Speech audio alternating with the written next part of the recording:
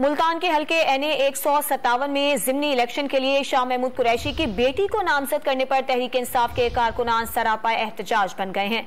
इस पर बात करेंगे डॉन न्यूज के नुमाइंदे तासिर सुबहानी से। तासिर, बताइएगा क्या कहते हैं ये मुजाहिरीन? जी बिल्कुल, मैं आपको बताऊं कि NA 157 मुल्तान में ज़िमनी इलेक्शन होने जा रहा है, तो मुल्तान का सियासी पारा जो है वो भी इंतहाई गर्म है। आज कागजात नामजदगी जमा कराने की आखिरी तारीख है। शाह महमूद कुरैशी की जानिब से अपनी बेटी मेहर बानो को नामजद किया गया है तहरीक इंसाफ की जानिब से।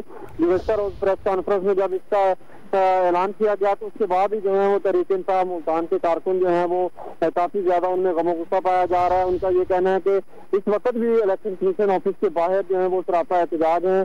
कारकुन उनका ये कहना है कि इमरान खान एक तरफ मरूसी सियासत के खिलाफ है और इमरान खान ने हमेशा मरूसी सियासत के खिलाफ जो है वो बयानबाजी की, लेकिन दूसरी जानब मुल्तान में शाह महमूद कुरैशी जो है वो इस पर अमल करते हुए दिखाई नहीं दे रहे। उनका ये कहना है कि पहले शाह महमूद कुरैशी ने अपने बेटे को जो है वो यहाँ से टिकट जारी किया और उसके बाद CC 217 से भी बेटे को टिकट जारी किया और अब अपनी बेटी को टिकट जारी कर दिया है, जिस पर वो सरापा एहतजाज है। और उन्होंने तहरीक इंसाफ की आला क़यादत इमरान खान से अपील की है कि इस हल्के से जो है वो किसी पार्टी कारकुन को जो है वो टिकट जारी किया जाए और उसी को ही यहाँ से इलेक्शन लड़वाया जाए। जबकि कल जो है वो शाह महमूद कुरैशी ने यही कहा था कि पार्टी की जानिब से उनकी बेटी मेहर बानो को जो है वो इस इलेक्शन के लिए नामजद किया जा रहा है। दूसरी जानब मैं आपको बताऊं कि यूसुफ रज़ा गिलानी के साहबजादे जो हैं उनके कागजात नामजदगी भी इसी हल्के से जमा हो चुके हैं। जी बहुत शुक्रिया आपका तफसीलात के लिए तासिर सुबहानी।